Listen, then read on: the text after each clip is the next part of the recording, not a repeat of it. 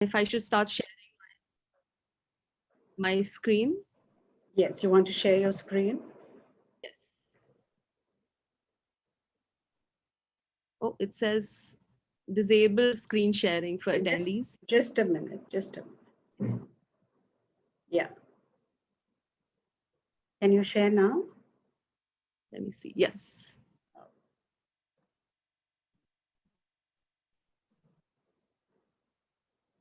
All right. Can everyone see my slides? Yes. Yes, we can. Okay, so I'm gonna purposely not present in uh, slideshow mode because there'll be some typing I wanted to do, as part of, I'm hoping that it'll be kind of interactive as we go through the slides. So if you can't see any of the font, feel free to jump in or ask questions. So my focus for today's lecture is genes and genetic disorders. So I wanted to quickly go over some introduction on some basic genetics because I was told that the students here are from various backgrounds in terms of what they're focusing on for their studies. So I wanted to make sure everyone was kind of on the same page when it came to some terminology related to the basics of genetics. So I wanted to cover these topics today, genes and the genetic information, heredity. So I know a lot of you are very interested in how traits are inherited. So I'd like to go over a little bit about that. Um, Genes and the environment and how the environment affects how traits and characteristics and diseases are manifested. And I'll describe some genetic disorders. I'll talk a little bit about Duchenne muscular dystrophy, which, as Ahan mentioned, it was a disease I studied during my doctoral thesis. And I'd also like to talk about my current interests and what I'm doing for work here at Deep Genomics, which is therapeutic strategies to address some of these genetic disorders. And finally, I know Dr. Shetty, Ms. Shetty told me that you're very interested in genome sequencing. So I will talk a little bit about the primary purpose of genome sequencing and how important it can be for individuals to get genome sequenced. So here are some basic definitions that I thought we can all catch up on. So one is, what is the definition of a gene? It's the basic unit of genetic information. Genes are what are inherited from our ancestors, and the entire collection of information, of genetic information, is what comprises the genome in an individual or an organism. Chromosomes can be considered storage units of genes. You can think of genetic material as long chains of DNA, kilobases and kilobases of DNA that, if not ordered structurally, will just take up too much surface area inside a cell. So the function of chromosomes primarily is to condense that genetic material into um, a form that occupies less surface area within a cell. So you can use chromosomes to essentially condense tons of genetic material that is just not that is not free floating within the cell. So there are four bases that comprise the DNA code that defines gene. You can if you haven't already been exposed to this piece of information, you can remember this as four bases, which are A, C, T, and G. So you have combinations upon combinations of these four bases that instruct DNA to define what a gene sequence is. So as you know, as you've already probably covered in your reading, is human chromosomes. There are 46 chromosomes in most human cells. So most human cells comprise 23 pairs of chromosomes. However, gamete cells, which are the cells involved in fertilization, namely the sperm and the ova, only contain 23 chromosomes. So they are haploid in nature. In most human cells, the 23 pairs of chromosomes also include the sex chromosomes, the two sex chromosomes, which are XY in males and XX in females.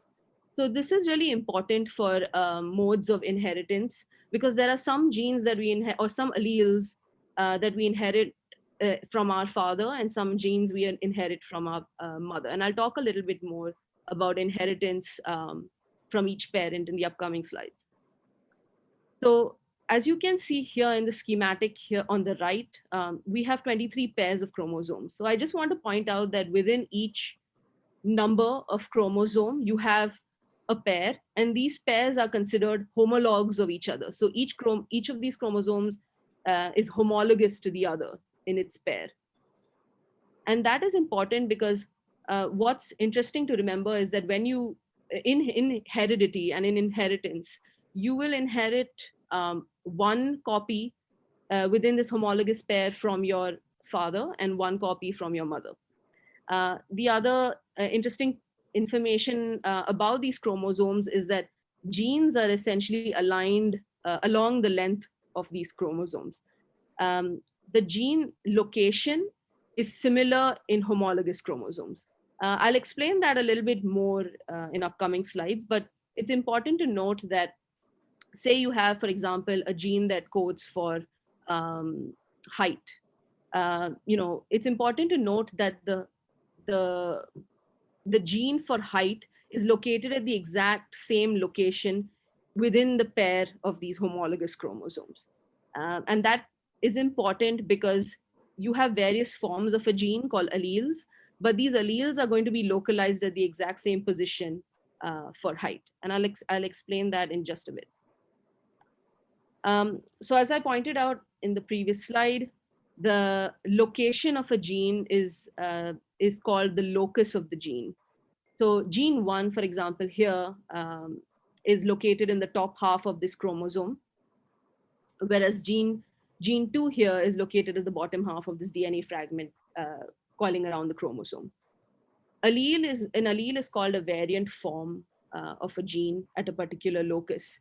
So a genotype of a gene is essentially a combination of alleles that come together to dictate how a particular characteristic manifests.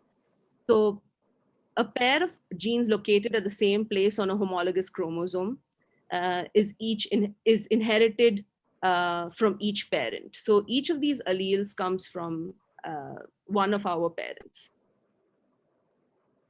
I hope that this cartoon makes it a little bit more clear. If it's confusing, that's okay. Oftentimes it's important to look at this information again and again to really absorb. But what I really wanted to drive home here is that if you have a gene for height dictated by two alleles, capitalized A and lowercase a, they are two forms of the exact same gene for height. It's just that they come together as a dominant and recessive allele to dictate what your height is going to be. And the position of these alleles is going to be the exact same on the homologous chromosomes in which this particular gene for height is located. So I just mentioned something called dominant and recessive allele. So if you notice that in the previous image, as well as in this schematic here, a dominant allele is one that is often annotated in capital letters. So what you see here are essentially three different combinations that the alleles can be organized in.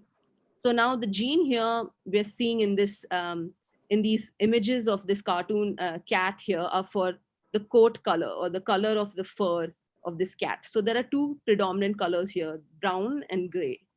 So the brown appearance of the coat is dictated by the dominant allele B.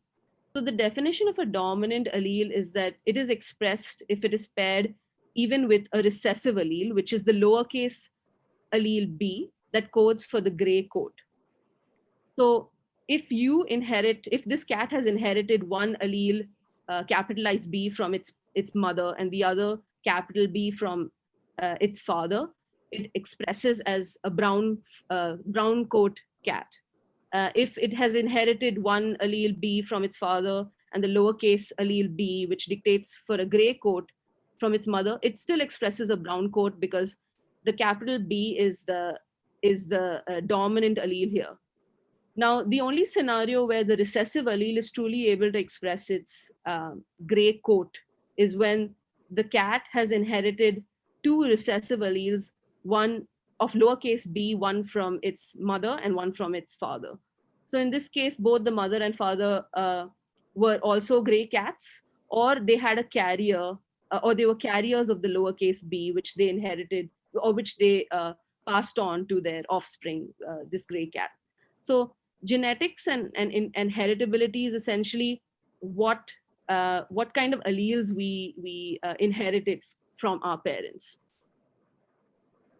So this is just another example of dominant and recessive alleles and how they dictate traits or characteristics. So Gregor Mendel, who is known as the father of genetics, and I'm sure you would have come across his name in your genetics books, but he presented the height of pea plants to describe dominant and recessive traits. So he characterized a homozygous dominant, which homozygous means the same.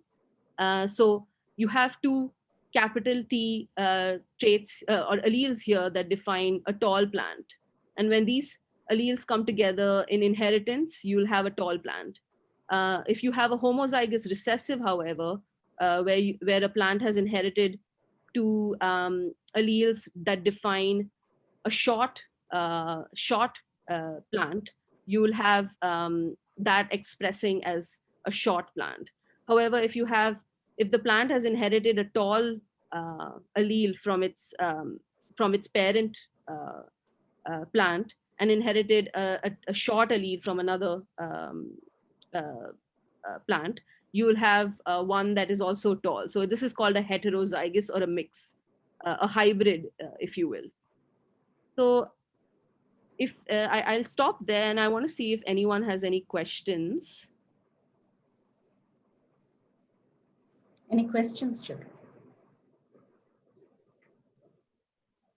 I think they're just taking it in Apurva just now. Yeah, So for sure. Yeah, if there's anything at all, we can also revisit later on. It's lovely. You could just go ahead. Yeah. All right. So I talked a little bit about genotype and how genotypes are essentially allelic codes that come together, whether you have dominant alleles in combination, whether you have a dominant and recessive allele in combination that dictate what, say, the appearance of an organism is. So oftentimes in genetics, the word phenotype is used to describe the outward appearance of a trait or a characteristic, how an organism looks, acts, or feels. So a phenotype is just a bit of jargon that everyone can get used to, I guess, in the field of genetics. I want to quickly go through Gregor Mendel's generalizations because it's a lot of text, and I think this information can be found in a lot of reading and notebooks. But he basically summarized before anyone else what alleles are. They're essentially what we inherit from our parents, which we already covered. And then for each trait, an organism inherits two genes, essentially, or two forms of the gene, one from each parent, like we already discussed in the previous slides.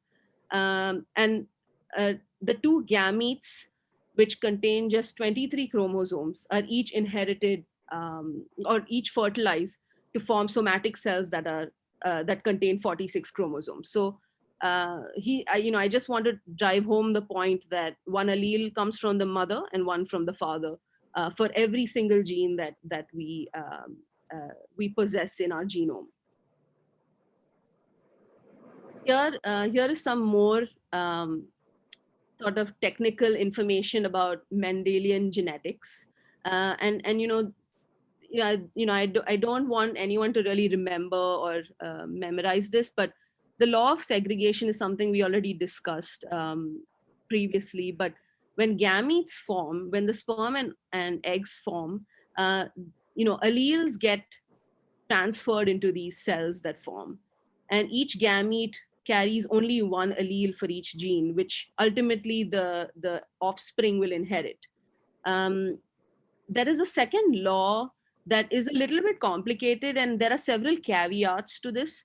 And I think, I heard that some of you maybe had questions about some genes that were inherited together, like blue eyes and blonde hair, or red hair and freckles, as an example. So there are some genes that are called linked genes. So even though Mendel's law here says that the segregation of alleles for a single gene occurs independently to that of another gene. So what he's essentially suggesting here is that a gene for, hair color might segregate completely differently into a gamete, um, independently of the gene from eye color. But this is not always the case. And that phenomenon that kind of disrupts law of independent assortment, according to Mendelian genetics, is called linkage, genetic linkage. And the way this works is that for genes to be inherited in a linked fashion, they have to be very close in proximity to a gene on the chromosome. So in many cases, such as genes for blonde hair and blue eyes, or red hair and freckles, these genes are so close to each other on the exact same chromosome that when they get transferred into a gamete like egg or sperm, they are usually inherited together into that gamete. So in populations where you see this in high frequency, a lot of this is the populations inherit the exact same genotype in a very similar manner as other members in that population. So that could explain why certain genes are so tightly linked. Um, so heredity is the passing of traits from parents to offspring. We all know that we've inherited quite a bit from our parents, and even our grandparents. So example of a gene that is actually a very complex trait is eye color. So you will see a spectrum of eye color in populations.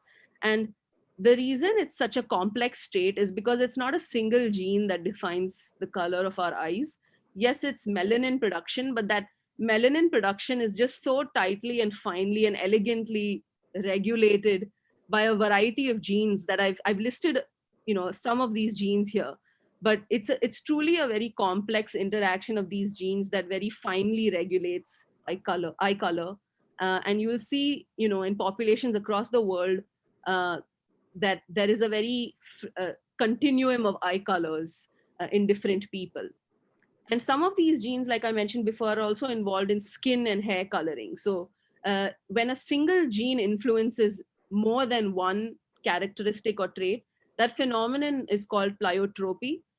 So that's the complex nature of genetics. It's by no means a simplistic um, idea, where you have a single gene that codes for a single disease or a single trait at all. So it's much more complex, and a complex interplay of genes that can be used to describe certain traits.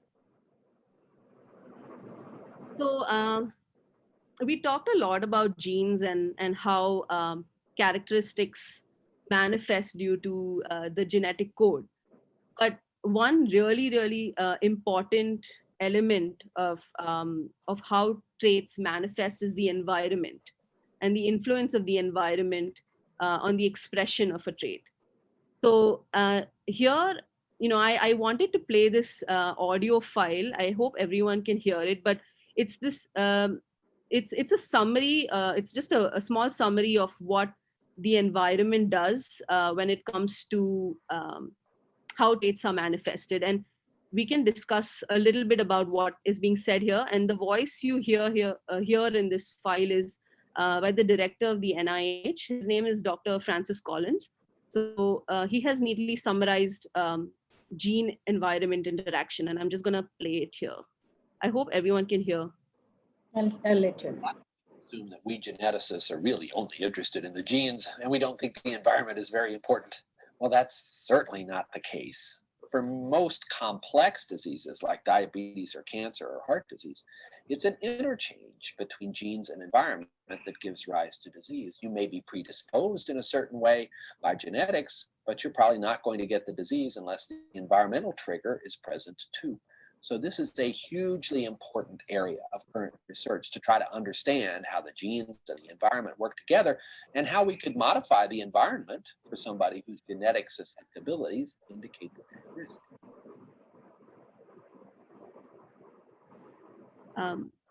Sorry, I didn't. Did everyone hear the video? Yes, we did. All right, great. So, yeah, so Francis Collins basically says that, the field of genetics is certainly aware that the environment has a huge role to play in how diseases manifest, especially complex diseases that we are unable to explain. Whether the genetic component is the only component responsible for certain complex diseases. So he's mentioned a couple diseases in that audio file. So can anyone tell me what those diseases were, and if there are any additional diseases that they think have a strong environmental influence? And I'm just going to type it out here. So does anyone want to volunteer? Yeah, I'm going to type out cancer and diabetes because he mentioned that. There are some really, sorry. I think Ahan has raised his hand. He wants to say something. Yes, go ahead. I think with diseases such as OCD, it is generally noticed as a trend between families, obsessive compulsive disorder. OCD, okay, yeah. Actually, that's a great example. Neurological diseases like OCD, for sure. Along the same lines, anxiety, there is some people have anxiety or predisposed to anxiety, and it's seen within families. Depression is a big one these days. That it's currently the disease of our times, I think. So I think there is certainly a genetic and environmental influence here. Any other disorders that folks can think about? Did you get hypotension from your parents? One big one is probably heart disease.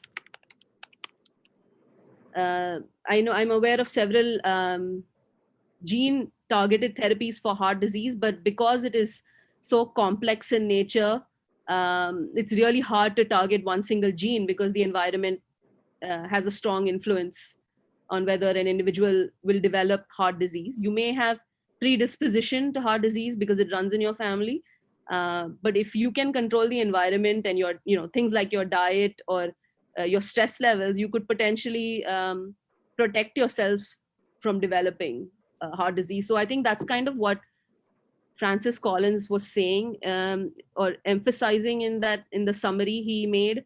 He was saying that, sure, you might be predisposed to a certain condition in your family, but if you are aware of that, you can accordingly take the measures you need to take to prevent yourself from getting that disease in the future. So that's why it's so important for geneticists to consider that when they develop therapies for some of these really complex diseases.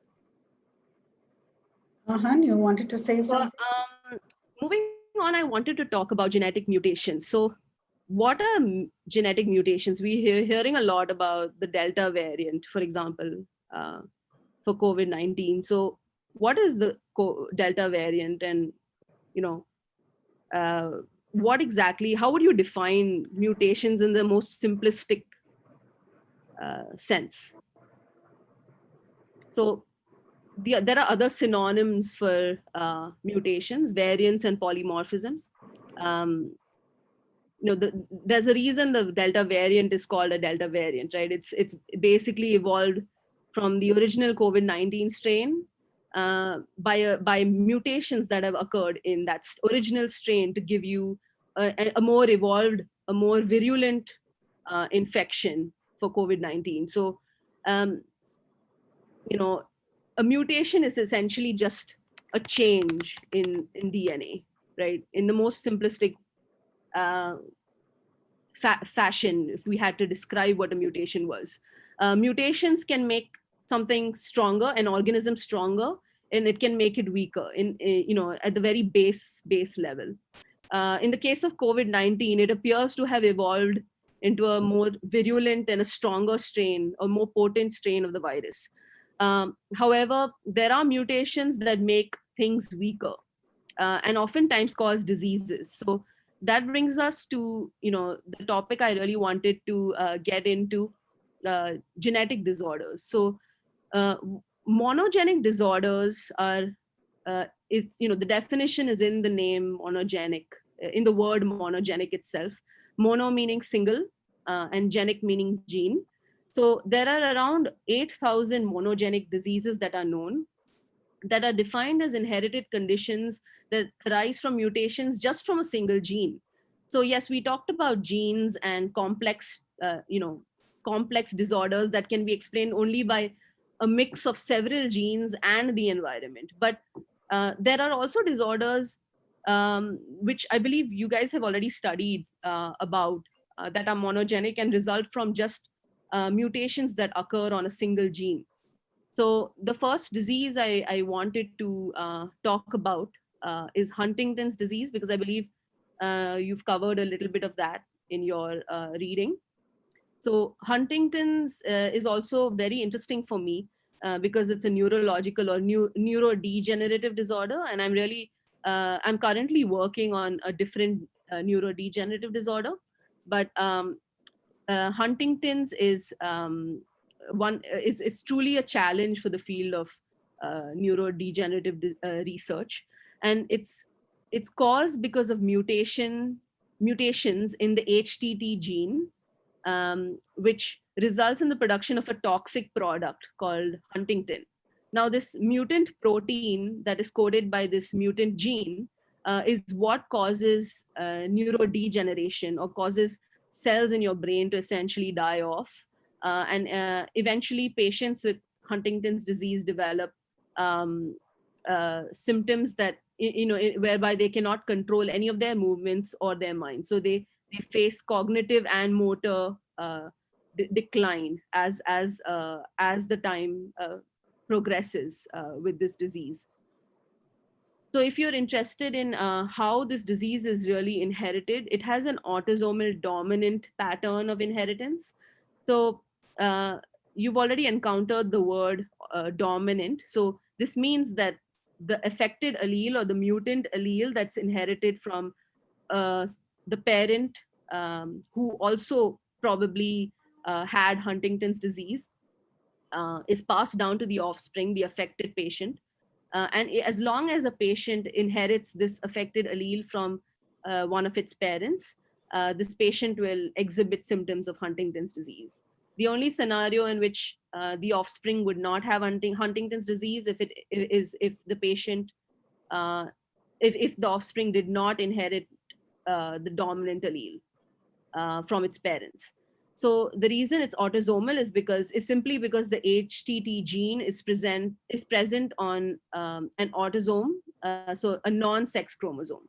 So that's the only reason it's called autosomal dominant. Sadly, very recently, actually, the field of Huntington's disease, this information is fairly new, so I thought I'll share with the group. But the field of research for Huntington's disease kind of faced a setback. So there is a class of therapeutics called Antisense oligonucleotides, which targets gene expression. And sadly, a highly anticipated clinical trial for Huntington's disease was halted. So this affected, families of patients and patients all over the world, because they were all looking forward to this very promising clinical trial for Huntington's disease patients.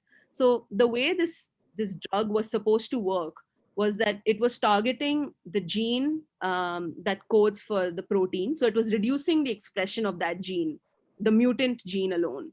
So on paper, this strategy sounds perfect. You block the mutant gene that has the mutations and allow for the expression of just the wild type or the healthy gene, the copy of the healthy gene in these patients. But sadly, while this company, Roche and Ionis, which are giants in the field of gene therapies, they haven't revealed why this clinical trial failed. But there's lots of lessons to be learned from every clinical trial that fails for some of these diseases. So I'll be keeping an eye out for this, for more details on why this trial failed. And it'll be interesting to take away any learnings from failures as well.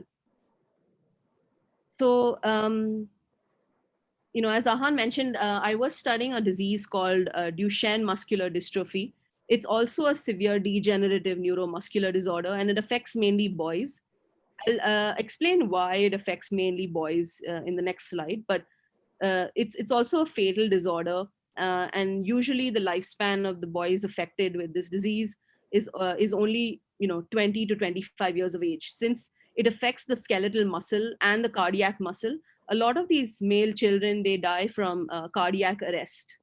An interesting fact about this is that it's caused by mutations in the DMD gene. This gene is present on the X chromosome, and it's the largest human gene in the human body. So if you were ever wondering which gene is the largest gene in the human body, it's this DMD gene that codes for a protein called dystrophin that is essentially mutated in Duchenne muscular dystrophy. So why is it that it's mostly male children that are affected for Duchenne? So the key reason for that is because it's X-linked. So I mentioned that DMD is located on the X chromosome. So that means that, if you have a mother who carries an affected X chromosome with an affected DMD gene, she has the chance of passing on that X chromosome to her children. Now, below here in the schematic, you have an unaffected son because he has inherited an X chromosome from his mother, and the Y chromosome, of course, from his father. You have an unaffected daughter who has inherited 2 X chromosomes, each from her parents. And then you have a carrier daughter. A carrier is someone who carries the affected allele, but doesn't actually express the symptoms of the disease. So in this case, this girl here in the schematic is a carrier because she has inherited the affected allele from her mother and an unaffected allele from her father, but she doesn't express the disease because she has one functional X chromosome, one functional copy of the DMD gene. So she doesn't express the disease. Whereas there is the likelihood of this couple having an affected son who has inherited an affected or diseased DMD gene from his mother, who was the carrier, and the Y chromosome from his father. So in this case, this boy does not have an extra X chromosome to compensate for the diseased DMD gene that he carries. So this boy will likely develop Duchenne muscular dystrophy symptoms. So, it's really important to understand the location of genes and how they are inherited in order to properly, understand why certain individuals develop disease while others don't. All right. So before I move on to complex disorders, I wanted to pause here briefly. There's some interesting videos coming up, so I don't want anyone to miss that. So I'll try to get to that. I know there's only 15 minutes left or so. All right. So I will continue. So complex disorders are the exact opposite of monogenic disorders, and we've already kind of covered it. So I won't spend too much time, but if I say opposite of monogenic disorders, it means that there are multiple genes involved. There's the environment involved. Sorry. And there's the interaction between the genes and the environment that are involved. And we listed some diseases in the previous slide that had an environmental influence, and I kind of compiled a list of diseases. So Alzheimer's and Parkinson's are also big killers of our time. As the population of the planet ages, these diseases are very prevalent, and there is absolutely no cure for any of these diseases. Here you'll have symptoms to manage, you'll have medicines to manage your symptoms, but there are no actual cures that target the root cause of these diseases because they are so complex in nature. Okay, I think I will skip this slide, but I wanted to just say here that some genetic disorders are not inherited.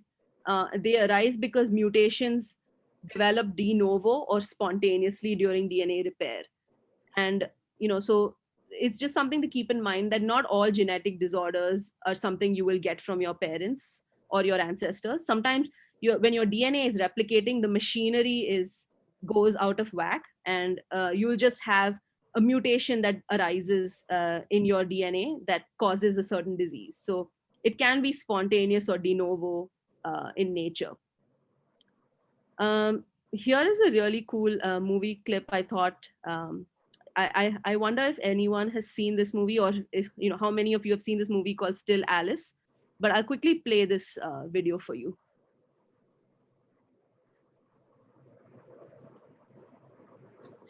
Well, everybody. What's going on?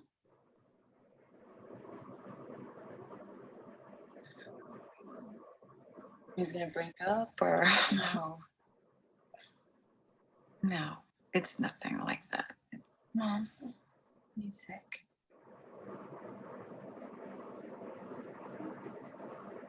I've been seeing a neurologist for the past few months, and I have Alzheimer's disease. Early onset. That doesn't make sense. Are you sure? There is no doubt she has the disease. But at her age, It is rare, but it has been confirmed. I'm so young. I don't understand that. I had noticed one or two things. You didn't know Tom's girlfriend. She came over Christmas, and one or two other. What medications are you on? Right now, I'm on Aricept and Namenda. And they can help slow the progress. Well, I'm afraid not. no. They can but help the- alleviate the But symptoms, the but they thing can't is that prevent John, the the thing is that the type of Alzheimer's I have is very rare. It's familial. It's passed on genetically. Oh my God. We believe that she got it from her father. And of course, we're very worried about the three of you. Now, there is a test you can take, but it's completely up to you whether you want to find out or not. I'm sorry. I'm sorry. All right, it's completely up to you whether you want to find out or not, right? So, obviously, if you have a disease that is in your family, it's extremely valuable to know whether you will develop this condition in the future. And what you can do is take the precaution you need to, or plan for whether in the future you may have this disease or not. So that is one huge application of gene sequencing and genomic sequencing. So often during gene sequencing, you will have the reference genome of an individual who is healthy, and your genome is then compared to this reference genome to see where which genes have undergone mutations that could explain your manifestation of a certain disease. In this case, in the movie Still Alice, was early onset familial Alzheimer's disease. So what you see here is essentially a sequencing. I think it's called a chromatogram. I need to confirm that. But here is a sequencing file for several mutations that were detected in a population that gives rise to PKU, phenylketonuria, which I know you've covered in some of your lessons. And as I mentioned before, the primary purpose and benefit of sequencing one's genome is to take preventative measures, especially if a certain disease runs in your family, or you know there is history of a certain genetic disease in your family, and you would like to know whether you have the variant or the mutation that uh, is going to cause this disease for you in the future.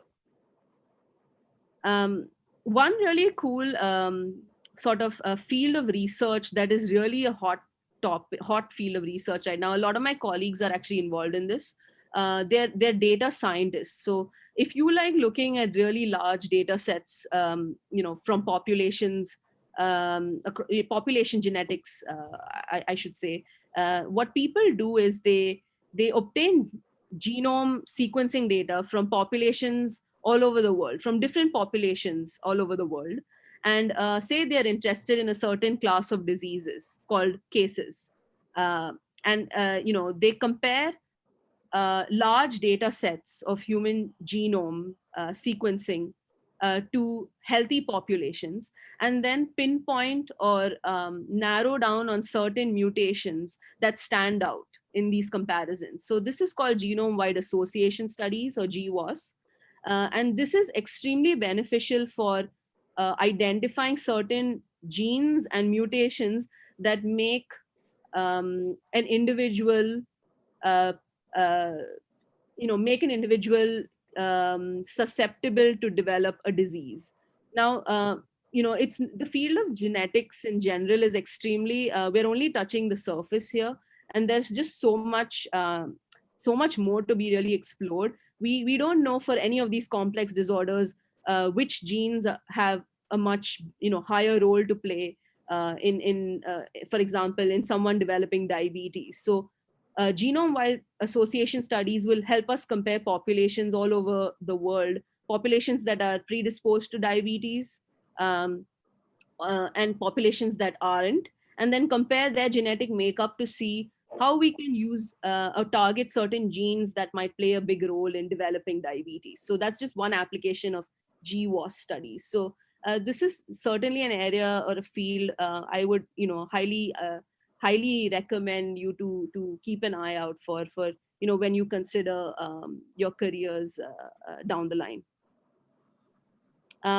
So this is just some friendly advice from, say, a doctor's office. It's good to know what your family, what genetic diseases lie, or predispose you based on your risk of history of disease within your family. And it's important to talk to your doctor about any of these diseases. Talk to your family members about any diseases that that you are aware of, or if they inform you about. Now, this is another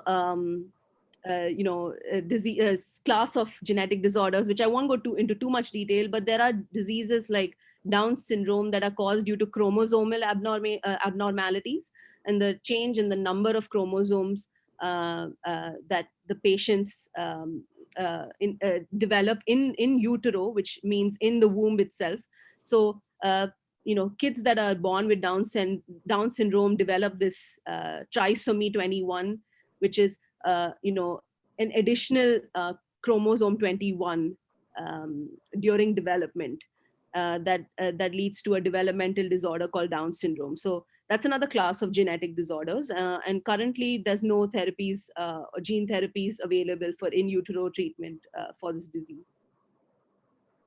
So one thing I wanted to also quickly mention is that our genotype and environment, like we talked about, could even dictate how susceptible we are to infectious diseases. So I'm sure everyone here has asked the question, why are some patients more likely to face severe symptoms due to COVID-19 infection? And why are some patients just not, they're asymptomatic? They don't express any symptoms. So I'll use the case of HIV infection. So in this case, in the case of HIV, there is a gene called CCR5 that makes some people, a mutation in these genes make some people just immune to HIV infection. Now, they just don't get infected by this virus. So that's how drugs targeting HIV infection were developed. They blocked this expression of this gene in humans to prevent infection. So the more we learn about COVID-19 infection and why some people are susceptible and some people aren't, that could also dictate therapies for COVID-19 in the future down the line. So also, I'm sure a very hot field of research that is going to rapidly grow in the next few years. I wanted to quickly talk about gene targeting technologies, but before but I might skip this because I really want to talk about antisense oligonucleotides and kind of a success story for this. It's another video, but I'll leave the lecture with that and something to think about for this very severe fatal disease called spinal muscular atrophy. So I'll let the video do all the talking. I think you'll probably understand once I play this video. But to summarize, SMA or spinal muscular atrophy affects babies, and it's a very fatal neurodegenerative disorder. But in 2016, there was almost a miracle drug, called an antisense oligonucleotide drug called Spinraza that was approved for these babies, and it kind of changed the game when it came to gene regulating therapeutics for genetic disorders, and it's no wonder why this field is so hot right now for therapeutic development. So I'm going to quickly play this, and then that will be it for me today. All right. Spinal muscular atrophy, or SMA type 1, is the leading genetic cause of death for infants today. A devastating fact this family knows all too well. Our first daughter, she was diagnosed with SMA type 1 at 6 months of age, and she passed away at 15 months old. This is a disease that is devastating for infants. A large percentage of patients die before 1 year of age, but 95+% are gone, unfortunately, by age 2. SMA rapidly robs babies of their ability to move, talk, swallow, and eventually breathe. When Milan and his wife Elena found out they were pregnant with their second child, Evelyn, they prayed for a healthy baby. Unfortunately, that was not the case. She was born, and the results came back, and found out she was positive for SMA type 1. And we both kind of just broke down. We found out about the clinical trial here at Nationwide Children's Hospital. This is really the first time that we've been able to apply gene therapy to any neuromuscular disease. Today was a very special day for Evelyn. She was given genetic therapy for her missing SMN gene. Babies with SMA are missing a gene vital for development. Through a one-time injection, gene therapy replaces this missing gene. For Evelyn, this gene therapy worked. We start seeing changes as early as 2 months after treatment.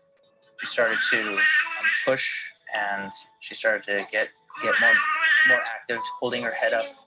And a little after 3-4 months, she rolled over on her own. Now 3-year-old Evelyn challenges Dr. Mendel to a dance-off at her annual follow-up appointment. She comes back after 3 years, and she runs up to me and hugs me and says, "Dr. Mendel, I love you." I forget that she has SMA. This is a healthy girl, and she does everything that a normal 3-year-old child would do. Something like that has never been achieved before. Well, with our first daughter, it was just devastating to lose a child. You lose all dreams you had for their future. And now we can actually save for college. All right. So yeah, the pretty amazing story of, of how different the times were or circumstances were for the two siblings. So I think Spinraza, this therapeutic, has truly revolutionized the field of gene-targeted therapies. So, I just wanted to leave everyone here with a quick note on, on this field of research, which, obviously I'm really passionate about. And, if anyone has any questions about, career development in this field of research, which is also called precision medicine, because it's so targeted in terms of what genes we're targeting. I'll leave my email address, and I'll ask if these slides can be shared with everyone. I know I didn't leave too much time for discussion, but if anyone has any questions, I'm happy to take questions in the couple minutes we have left. And thanks for listening, everyone. Well, if you are not going to screen share, can I just bring in a word? I want to express my joy, my pride, and my thank you to you, Apurva. It's not just about what you know that is phenomenal. You've been so kind and willing. The minute I asked you, you said, why not? I'll be delighted. Thank you for spending this hour. I have no doubt that so many children today might be looking at, precision medicine, as you say, in the days to come. I am, I'm really, really delighted. Thank you. I think a student also wants to express his thanks. Who is the student coming in, Ms. Vazi? Avni Benjamin. Yes. No, I found the talk really interesting, and I really enjoyed it. I learned a lot from your slides. Thank you. Well, thank you. Thanks. I mean, if you guys are shy or anything, there's never such thing as a stupid question. And it's also very I'm super excited about I guess getting people or recruiting people in general to this field of research. So if anyone has any questions at all at any moment, I have a quick question. Sorry, just before we end, and I have a class. Yeah. So this gene therapy is given just once, or is it like an antibiotic that has to be kind of topped up again and again, or is it once? So if that's a great question. If you're talking about the antisense oligonucleotides, this is actually a repeat treatment, because it doesn't actually modify your DNA. It modifies at the RNA level.